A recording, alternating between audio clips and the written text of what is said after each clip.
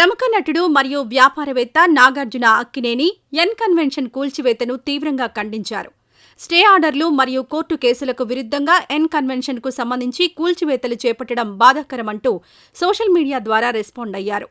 మా ప్రతిష్టను కాపాడడం కోసం, కొన్ని వాస్తవాలను తెలియజేయడం కోసం ఈ ప్రకటన చేయాల్సి వచ్చిందని చెప్పుకొచ్చారు.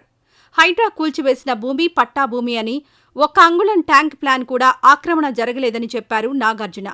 ప్రైవేట్ స్థలంలో నిర్మించిన భవనం ఇది.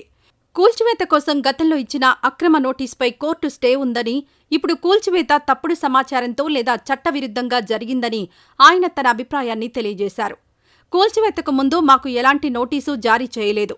కేసు కోర్టులో ఉన్నప్పుడు ఎలా కూల్చివేస్తారని ప్రశ్నించారు నాగార్జున. ఇలా చేయడం సరికాదు. తాజా పరిణామాల వల్ల మేము ఆక్రమణలు చేశామని, తప్పుడు నిర్మాణాలు చేపట్టామని ప్రజలకు తప్పుడు సంకేతాలు వెళ్లే అవకాశముంది.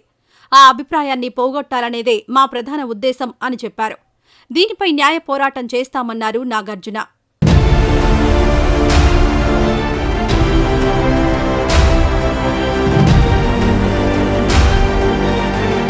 ఈ వీడియో నచ్చితే లైక్ చేయండి. అలాగే మా ఛానల్ ని ఫస్ట్ టైం కనుక చూస్తున్నట్టయితే ఇప్పుడే సబ్స్క్రైబ్ చేసుకుని పక్కనే ఉన్న గంట సింబల్ ని యాక్టివేట్ చేసుకోండి. అప్పుడే మేము పెట్టే ప్రతి వీడియో మీకు నోటిఫికేషన్ గా వస్తుంది. అలాగే ఈ వీడియో పూర్తిగా చూసినందుకు ధన్యవాదాలు.